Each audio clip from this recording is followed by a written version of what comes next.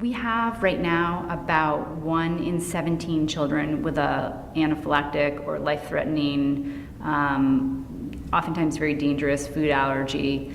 And we're all very aware of that epidemic. You can walk into any elementary school in the country and you can see the peanut-free tables. You walk into any nurse's office and the walls are lined with EpiPens, which again are for their epinephrine, which is a life-saving medication that can be used if a child is exposed to an allergen that they're anaphylactically allergic to. So we're aware that there's that going on. It's important to remember that anaphylaxis actually didn't exist before the turn of the 20th century, meaning if you have a child who has a peanut allergy, you should be scratching your head as to why that is, because it didn't exist before. There were there's some notations in the historical record that anaphylaxis existed in the very rare case of a bee sting prior to the turn of the 20th century. But really before that, there was nothing. And there's all kinds of things that have contributed to the rise of these allergies. But we should not be complacent and just assume that it's normal to have allergies. So you have all these kids who have these food allergies, and they're the kind of thing that you go into your doctor's office and you can get a test for. You can get a blood test, or you get another test where they scratch your skin to see whether you have a food allergy, and that will tell you that you have an IgE-mediated food allergy. It's something that's verifiable and you can confirm. So that's at least reassuring for parents because they can identify these things and protect their children accordingly. What's really not talked about is there is sort of a subtle epidemic of atopic disease or allergic type reactions to foods that are not easy to identify because there's no great test for it, and they're not easy to recognize in a clinical setting, but parents are seeing this all the time. What I mean by this is that a parent will feed their child wheat or dairy or maybe citrus or some kind of food, and they'll see some change in their child. They'll see a skin rash, or they'll see a change in the bowels, or they'll see a change in behavior. But what's very common is children will have temper tantrums, for instance, or mood issues after eating a food. The parent will suspect something and say, I think my child has a food allergy.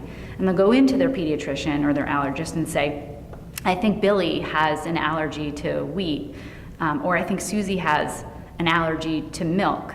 And the doctor will give them the standard IgE tests, and they'll come up negative. So the parent walks out of that appointment very frustrated, saying, well, I know something's going on here because when I see my child eat this food, they have a reaction. What that is something known as a food sensitivity or a food intolerance. And it's no less significant than an allergy. It's just that we don't have a great blood test or clinical tool that's widely used to detect these things.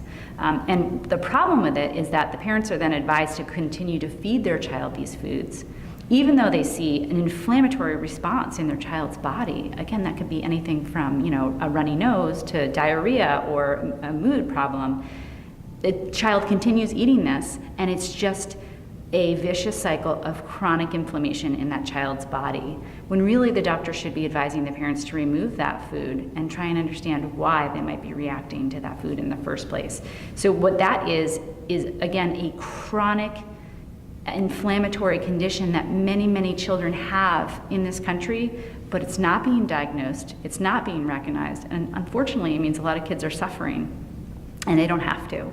So I always encourage parents to find practitioners who know how to use, who knows how to diagnose food sensitivities and tolerances, and also to journal and to do food diaries, because that can really help parents identify the foods that might be contributing to their child's reactions, allergic type reactions.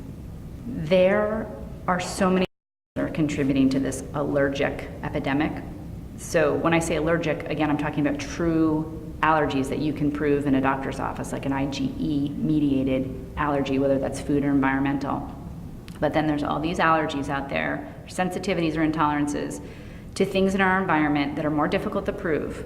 And everybody, I literally couldn't find anybody who doesn't have some kind of sensitivity.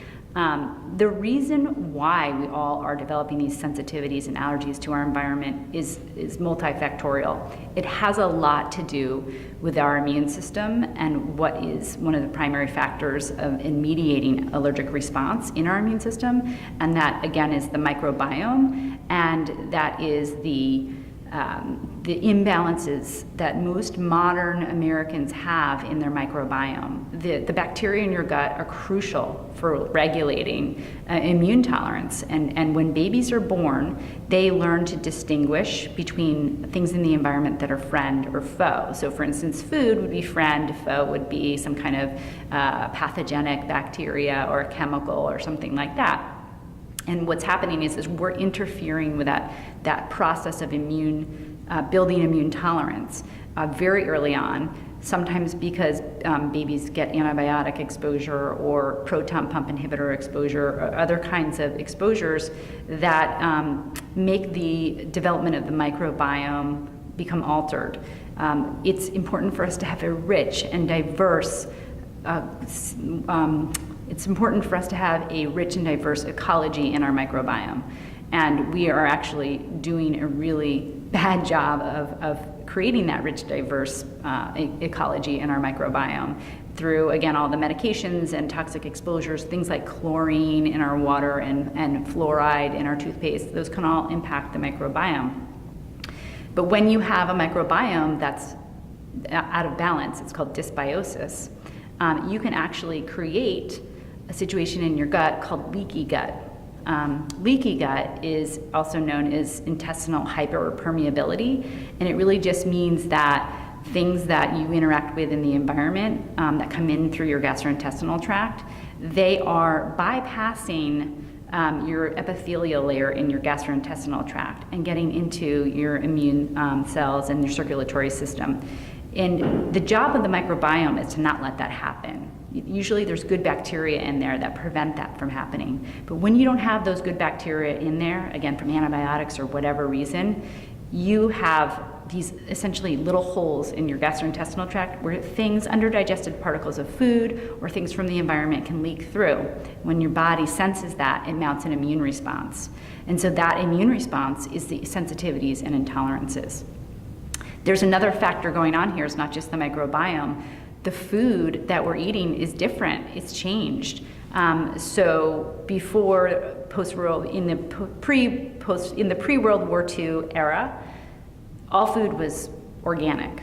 And so now most of our food, unless it's labeled organic or grown organically, is going to have some kind of chemical on it, pesticides or herbicides. That is something that doesn't go unnoticed by your body. So your body may be more primed to recognize food that has chemicals on it as a threat and could potentially, stimulate an immune response that way. There's also the genetically modified organisms that now have been linked to the development of intolerances and sensitivities and allergies. So there's many things that are going on that could actually contribute to this list of sensitivities that people are developing.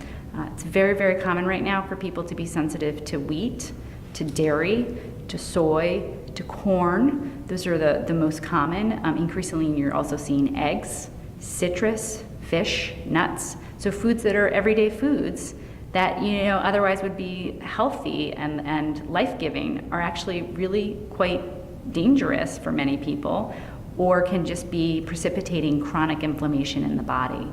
And that's no way to live.